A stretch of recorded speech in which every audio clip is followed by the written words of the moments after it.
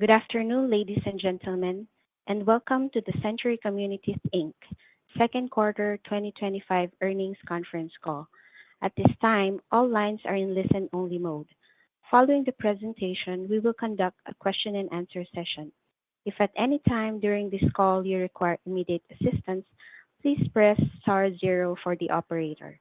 This call is being recorded on Wednesday, July 23, 2025. I would now like to turn the conference over to Tyler Langton. Please go ahead. Good afternoon. Thank you for joining us today for Century Communities' earnings conference call for the second quarter of 2025. Before the call begins, I would like to remind everyone that certain statements made during this call may constitute forward-looking statements. These statements are based on management's current expectations and are subject to a number of risks and uncertainties that could cause actual results to differ materially from those described or implied in the forward-looking statements. Certain of these risks and uncertainties can be found under the heading Risk Factors in the company's latest 10-K, as supplemented by our latest 10-Q and other SEC filings. We undertake no duty to update our forward-looking statements. Additionally, certain non-GAAP financial measures will be discussed on this conference call. The company's presentation of this information is not intended to be considered in isolation or as a substitute for the financial information presented in accordance with GAAP. Hosting the call today are Dale Francescon, Executive Chairman, Rob Francescon, Chief Executive Officer and President, and Scott Dixon, Chief Financial Officer. Following today's prepared remarks, we will open up the line for questions. With that, I'll turn the call over to Dale. Thank you, Tyler, and good afternoon, everyone. In the second quarter, we continued to execute well in a challenging environment, generating results that were in line with the expectations outlined during our first quarter conference call back in April. Similar to the trends from the first quarter, order activity for new homes has continued to be impacted by elevated mortgage rates, affordability constraints, economic uncertainty, and lower consumer confidence. While we saw improvement in our order activity as the second quarter progressed, buyers are still cautious and hesitant, and as expected, our incentives increased in the second quarter as we look to maintain an appropriate sales pace. Despite the market headwinds, our deliveries of 2,587 homes increased 13% on a sequential basis and exceeded our guidance of 2,300 to 2,500 homes as customers responded to incentives, enabling us to sell and close a greater number of homes within the quarter. While the spring selling season was clearly muted compared to historical trends, we continue to believe that there is underlying demand for affordable new homes supported by solid demographic trends, and we were encouraged by several trends that we saw during the second quarter. Both our net orders and absorption rates increased on a sequential basis in May and June, while our cancellation rates remained in line with the levels we have seen over the past several years and well below our pre-COVID averages in the 20% to 25% range. Also, absorption rates for our Century Complete brand were roughly flat on a year-over-year basis, and we believe the business continues to benefit from its focus on markets where there is less direct competition from other large builders.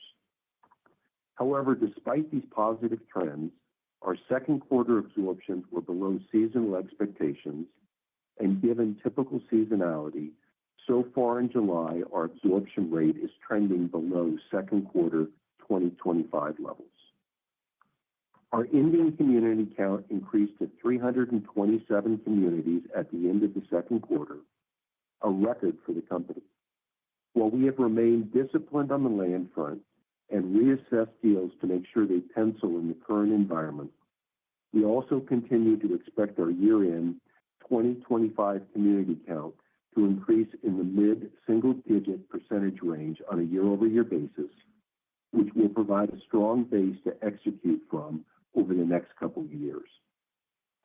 As we have stated in the past, we are not focused on growth for the sake of growth alone, and we look to balance pace and price at the community level to optimize our returns. We are also taking a balanced approach towards capital allocation.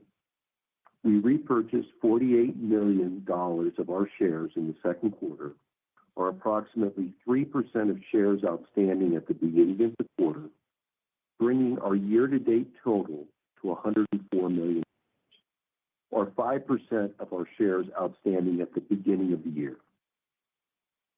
Additionally, since the start of 2024, we have repurchased over 8% of our shares outstanding.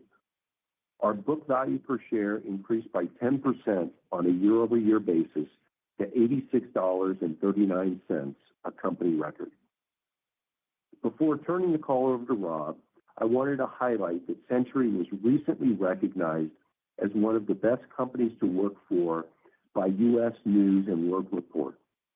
It is our people that make Century Communities a great company, and I want to thank our team members for all they do to create a culture of excellence in support of our mission of providing our customers a home for every dream. I'll now turn the call over to Rob to discuss our operations and land position in more detail. Thank you, Dale, and good afternoon, everyone.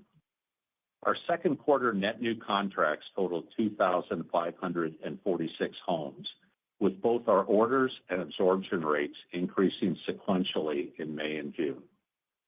Our ending community count increased to 327 communities at the end of the second quarter, a record for the company. I would like to point out that all of the net growth in our community count this quarter came in June, and especially in the back half of June, with our April and May community counts below our first quarter ending community count of 318. As a result, our orders in the second quarter did not see a significant benefit from the growth in our quarter-end community count. We currently expect our year-end 2025 community count to increase in the mid-single-digit percentage range, which, coupled with our 28% year-over-year growth for the full year 2024, will provide a strong base for future growth in the years ahead. We had continued success in controlling our costs in the second quarter. Our direct construction costs on the homes we delivered declined by 3% on a year-over-year basis and 2% sequentially. As housing starts have slowed, our negotiating power has increased, and we expect to see further cost reductions in the quarters ahead. On the land side, our finished lot costs on the homes we delivered in the second quarter were flat on a quarter-over-quarter basis, similar to the trend that we saw last quarter. Going forward, we would expect to see some land inflation flow through on our deliveries that will be partially offset by direct cost reductions. As expected, given the competitive pressures in the new home market, our incentives on closed homes increased to approximately 1,050 basis points in the second quarter 2025, up from roughly 900 basis points in the first quarter. Looking forward, we continue to expect incentive levels to be the largest driver of changes to our gross margins in the near term, given our success in managing our costs. We currently expect incentives to increase by up to another 100 basis points in our third quarter closings. During the second quarter, our cycle times continued to improve on a sequential basis and currently sit at approximately 4 months, and we have not seen any impacts from immigration reform on our labor base so far. In the second quarter, we started 2,485 homes, and similar to the past several quarters, have continued our focus on maintaining an appropriate level of spec home inventory by generally matching our starts with our sales. Turning to land, we ended the second quarter with nearly 70,000 owned and controlled lots. Our owned lot count has remained relatively steady since the third quarter of last year, and we have remained disciplined on the land front and continue to underwrite deals to current market assumptions. During the quarter, we were also able to renegotiate a portion of our existing contracts for controlled lots, securing better terms for the most part and lower prices in some cases. Given our discipline, our controlled lot count decreased by 12,000 lots sequentially as we exited deals that no longer met our criteria, which resulted in approximately $2.6 million of charges. As we have said in the past, we believe that our low-risk, land-light business strategy that is primarily based on more traditional option agreements with individual landowners and third-party land developers allows us greater flexibility to renegotiate terms versus what could be achieved through an option strategy based on land banking agreements. While the industry as a whole is currently facing headwinds, we remain focused on growing our community count, maintaining a solid balance sheet, being opportunistic with our allocation of capital, and building value for our shareholders. I'll now turn the call over to Scott to discuss our financial results in more detail. Thank you, Rob. In the second quarter, pre-tax income was $47 million and net income was $35 million, or $1.14 per diluted share. Adjusted net income was $42 million, or $1.37 per diluted share. EBITDA for the quarter was $66 million, and adjusted EBITDA was $76 million. Home sales revenues for the second quarter were $976 million, up 10% sequentially on higher deliveries. Our deliveries of 2,587 homes in the second quarter was essentially flat on a year-over-year basis, with elevated mortgage rates and economic uncertainty weighing on order activity. Our second quarter average sales price of $378,000 decreased by 3% on a year-over-year basis, primarily due to higher levels of incentives. For the third quarter 2025, we expect our deliveries to range from 2,300 to 2,500 homes. This estimate is based on our backlog heading into the quarter and anticipated seasonal absorptions. As a reminder, we usually see a sequential decrease in our absorption rates in the third quarter, with July and August typically representing some of the slower months of the year. At quarter end, our backlog of sold homes was 1,217, valued at $466 million, with an average sales price of $383,000. In the second quarter, adjusted home building gross margin was 20% compared to 21.6% in the first quarter of this year, and home building gross margin, excluding inventory impairment, was 18.4% versus 19.9% in the first quarter. The quarter-over-quarter differential was driven almost entirely by increased incentive levels. Consistent with the first quarter, purchase price accounting associated with our two acquisitions in 2024 reduced our second quarter 2025 gross margin by 20 basis points.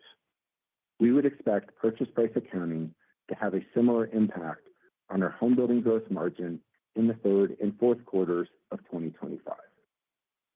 We also took an inventory impairment charge of $7 million in the second quarter related to 5 communities that were in their closeout phase and located primarily in Florida. For the third quarter 2025, we expect our home building gross margin to ease on a sequential basis by up to 100 basis points compared to our second quarter, primarily due to higher levels of incentives. SG&A as a percentage of home sales revenue was 13.2% in the second quarter. Assuming the midpoint of our full year home sales revenue guidance, we expect our SG&A as a percent of home sales revenue to be roughly 13% for the full year 2025, with SG&A as a percentage of home sales revenue of 14% for the third quarter. Revenues from financial services were $23.8 million in the second quarter, and the business generated pre-tax income of $6.2 million. Our financial services results benefited from the sale of mortgage servicing rights on loans with $3 billion of unpaid principal for approximately $47.3 million. This transaction resulted in a gain of $4 million. This gain was partially offset by mark-to-market adjustments related to our mortgage loans held for investment. We currently anticipate that the contribution margin from financial services in the back half of the year will more closely resemble our first quarter results. Our tax rate was 26% in the second quarter 2025. We continue to expect our full year tax rate for 2025 to be in the range of 25% to 26%, with the increase over our full year 2024 tax rate of 24.1% primarily driven by a reduced number of homes expected to qualify for 45L credits. Our second quarter 2025 net home building debt to net capital ratio equaled 31% and compared to first quarter 2025 levels of 30.1%. Our home building debt to capital ratio equaled 33.3% in the second quarter and compared to first quarter 2025 levels of 32.4%. During the quarter, we maintained our quarterly cash dividend of 29 cents per share and also repurchased 884,000 shares of our common stock for $48 million at an average share price of $54.35, or a 37% discount to our book value per share of $86.39 as of the end of the second quarter. Through the first 6 months of the year, we have repurchased 1.6 million shares, or 5% of our shares outstanding at the beginning of the year. We ended the quarter with $2.6 billion in stockholders' equity and $858 million of liquidity. We also have no senior debt maturities until June of 2027, providing us ample flexibility with our leverage management. Turning to guidance, due to current market conditions, we are revising our full year 2025 home delivery guidance to be in the range of 10,000 to 10,500 homes and home sales revenues to be in the range of $3.8 to $4 billion. In closing, we are taking the necessary steps to address the headwinds facing the market, including reducing our costs, remaining disciplined on the land front, and maintaining an appropriate level of spec home inventory by matching our starts with our sales. Given where our shares have been trading, we have been opportunistic with share repurchases while still positioning the company well for future growth that is supported by our lot pipeline, community count, and strong balance sheet. With that, I'll open the lines for questions. Operator?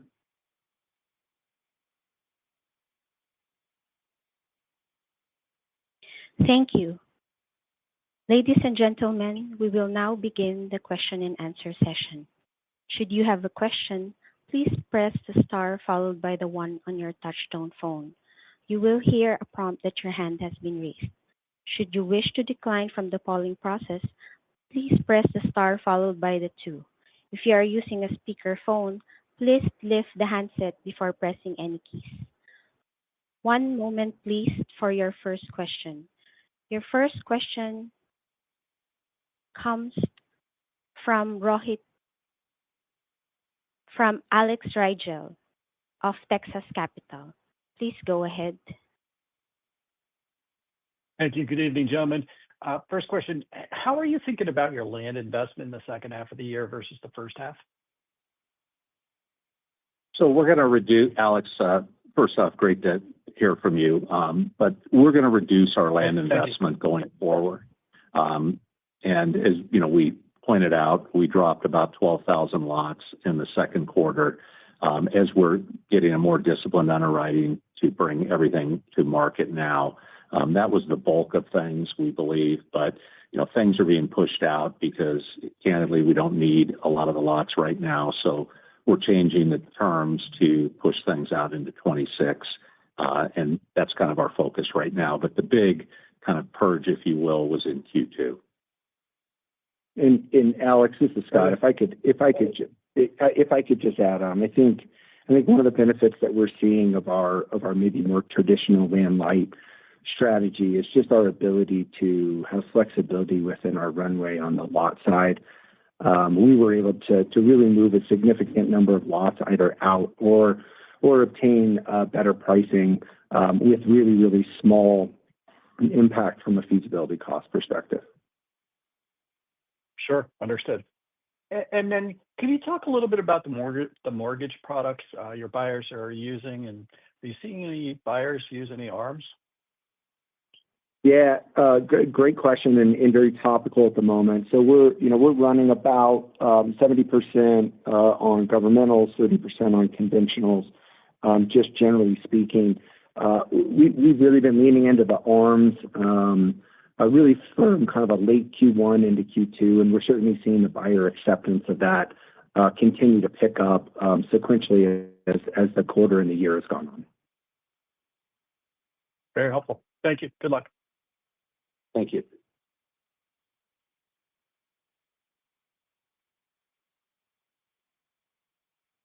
Your second question comes from Rohit Seth of B. Riley. Please go ahead.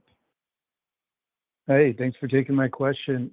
Just on the 2025 deliveries guidance, maybe just talk to the drivers behind lowering it, what you're seeing in July. Was it traffic, affordability, just any color you can add there? And my follow-up would be on, you just discuss kind of what you're seeing across your footprint. Sure, absolutely. And this is Scott, Rohit. So from a guide perspective, we really step back and look at it and look where our backlog is at the moment going into the quarter. Knowing that the third quarter from a demand perspective is generally one of the slowest periods of the year, especially at the beginning of the quarter from July and August. That was really a large driver of the revision that we did. Was just looking at the third quarter. From a market perspective, I can hit a handful of things here. I think as you run through our various regions, west for the most part, I think it's held up as strong as any of our markets. Certainly, we've seen a little bit of recent slowing maybe in California, but west in general continues to be very strong. Mountain is a little bit of the tale of various different markets. We see Vegas started out the year very, very strong and has slowed slightly, but is still a very strong market for us, with maybe Colorado at the moment working through some affordability issues. Moving on to Texas, we have a very small footprint in Dallas. I think Dallas generally has been very challenged. But Houston and San Antonio, which are slightly larger positions from us, are certainly working through some affordability items and some inventory supply, but we continue to move product, and our margins continue to be rather consistent within Texas. And then I think our strongest market overall really has been Southeast. Atlanta is a large driver of our position in the Southeast, as well as Charlotte and Nashville. And generally speaking, I would say that those have held up the best of any of our markets.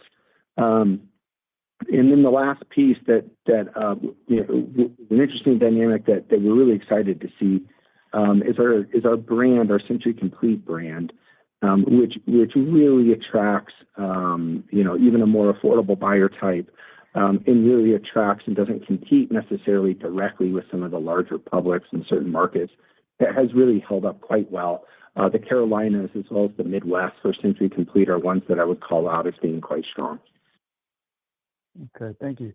And if I could squeeze one more in on the gross margin, you kind of hit about the 20% on the adjusted side, raising incentives a little bit here. And so, are there any offsets that we should think about? And you talked about lower costs, lower direct costs, labor costs coming in, savings coming in, but you had some higher lands. Just trying to get a sense of, we touched the bottom here for margins, or you still got a little bit more pressure here?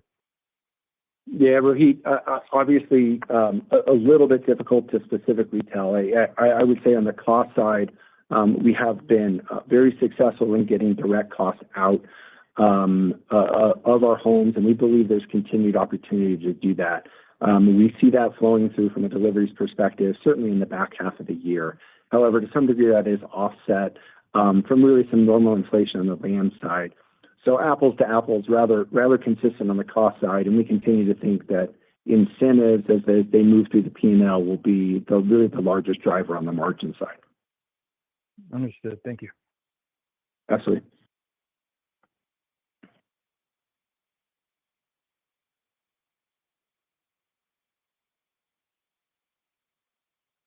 Your third question comes from Alan Ratner of Zelman Associates. Please go ahead. Hey, guys. Good afternoon. Thanks for all the detail and all the helpful guidance. It's appreciated. First question, you alluded to this in a prior response to a question, but you walked away from, I think, 12,000 or so lots, but you did allude to renegotiations that are ongoing and even some price concessions from land sellers. And I'm curious, what type of magnitude are you seeing there? Are you seeing real capitulation yet in the land market? And if so, is there any ability to actually lower land costs on actively selling communities, or are these more kind of go-forward projects that are earlier in the due diligence Alan, it's phase? more go forward.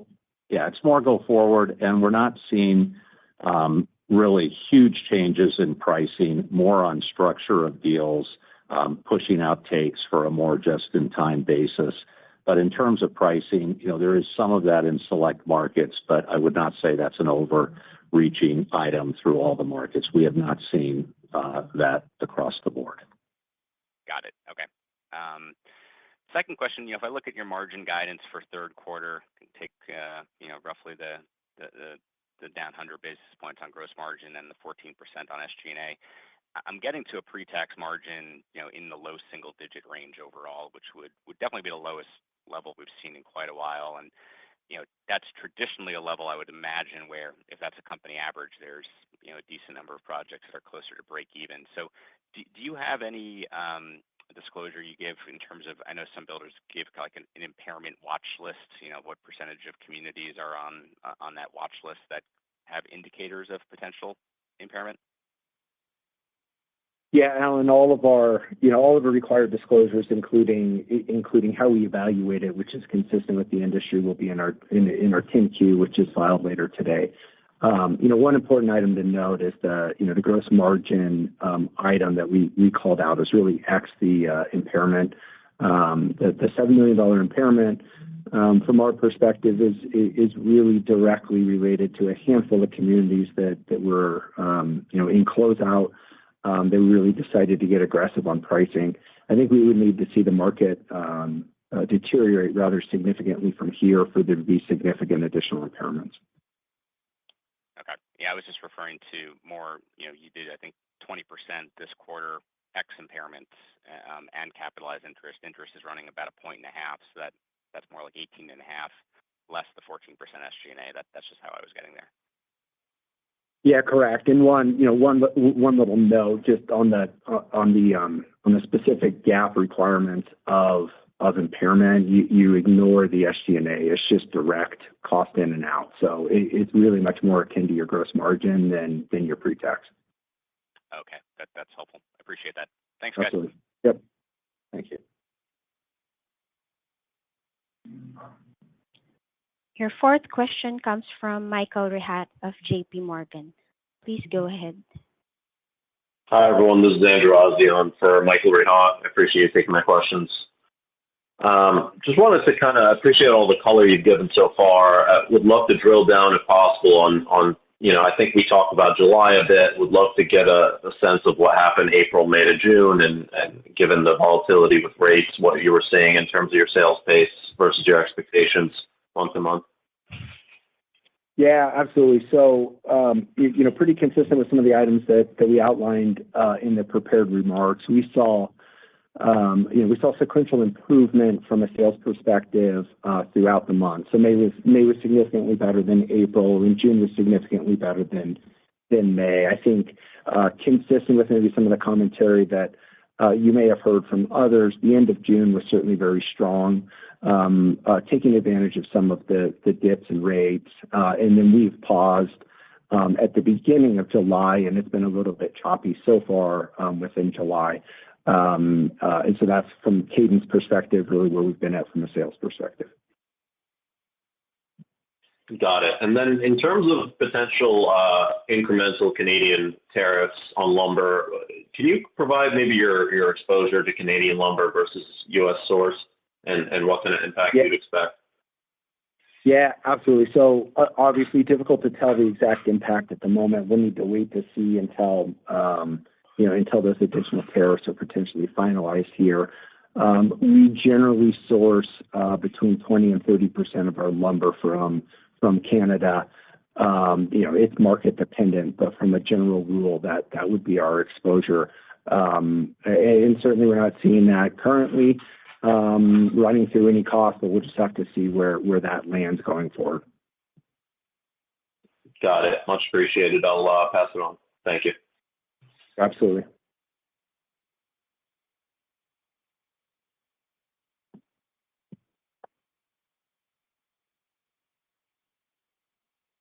As a reminder, if you wish to ask a question, please press star zero. For your next question, Ken Zener of Seaport Research Partners. Please go ahead.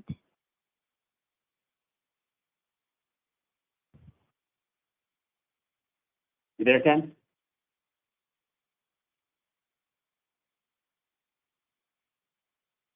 Hey, Ken, we can't hear you if you're on.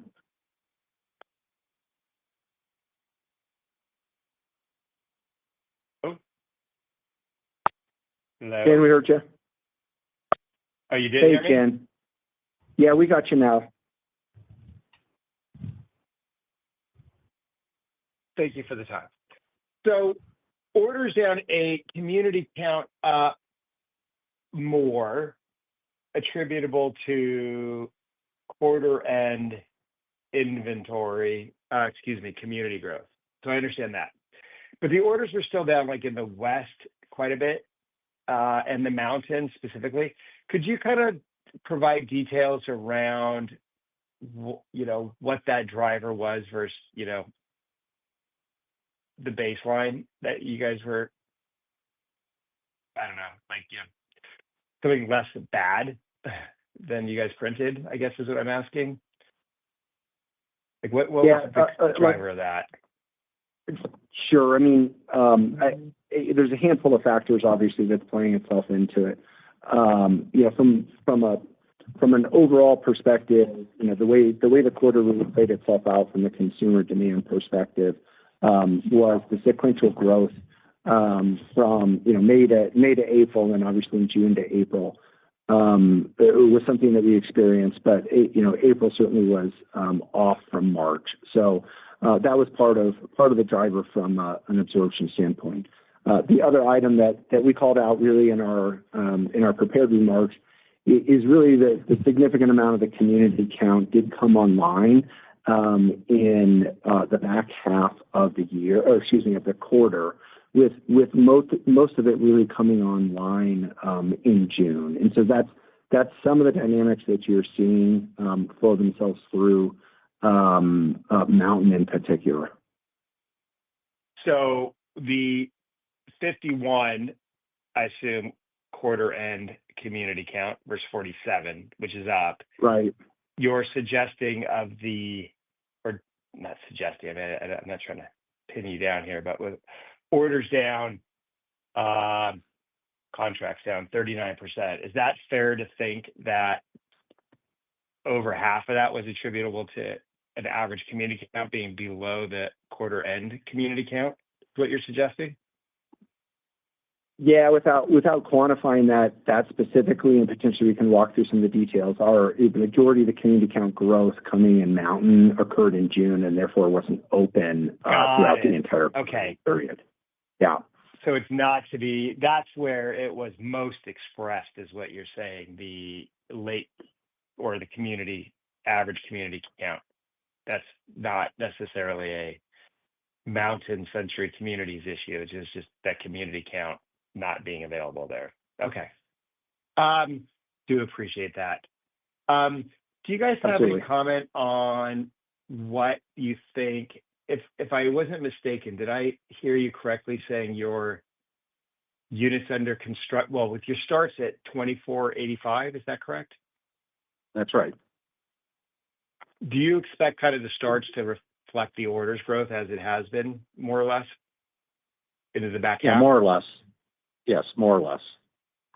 And then more or less, what do you guys expect your inventory, your units under construction, right? So wherever you are now, which you don't disclose, but like starts, closings, we can kind of get there. What's the magnitude that you expect that to be down into fourth quarter year over year?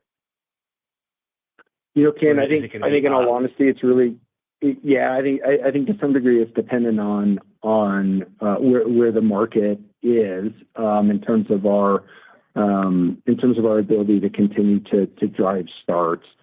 So we began the year with obviously a little bit of a higher level of units either under construction and or finished, and have really focused on working those down to levels that we feel quite frankly very confident in putting more units out into the market for the back half of the year to the extent that we believe, we believe that the market continues to support that level of starts.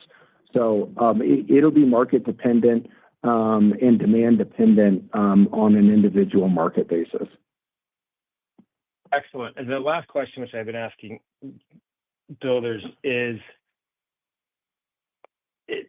the census data has inventory, for sale, 3 categories: complete, under construction, not started. But do you guys respond to Census Bureau requests for, inventory or sales or any of that type of information?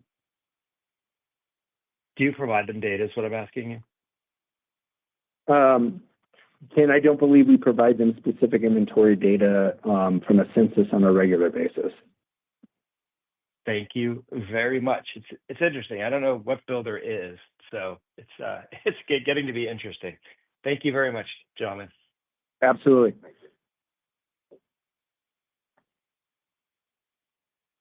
Your next question comes from Alex Barron of Housing Research Center. Please go ahead.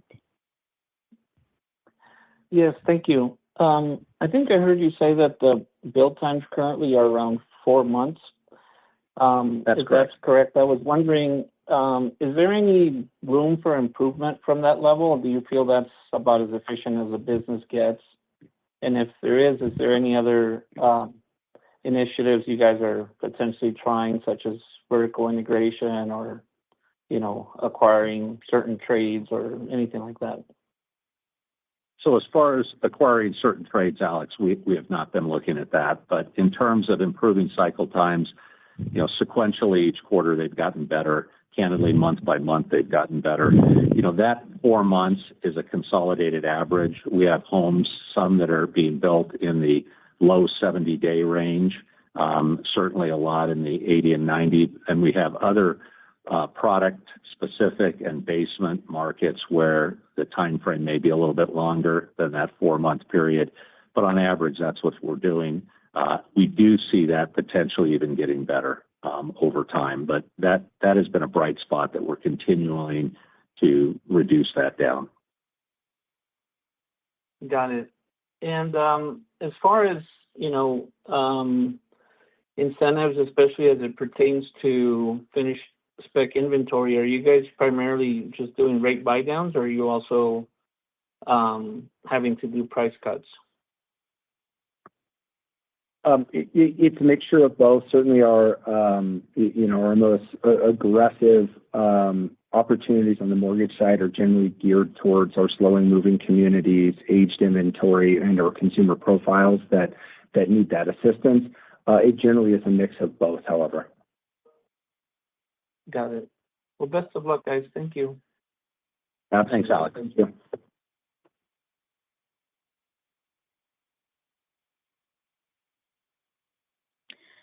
There are no further questions at this time. I will now turn the call over to Dale. Please continue.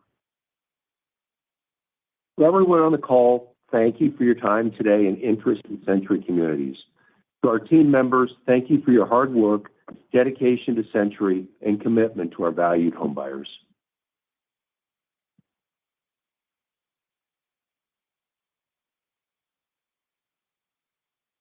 Ladies and gentlemen, this concludes today's conference call.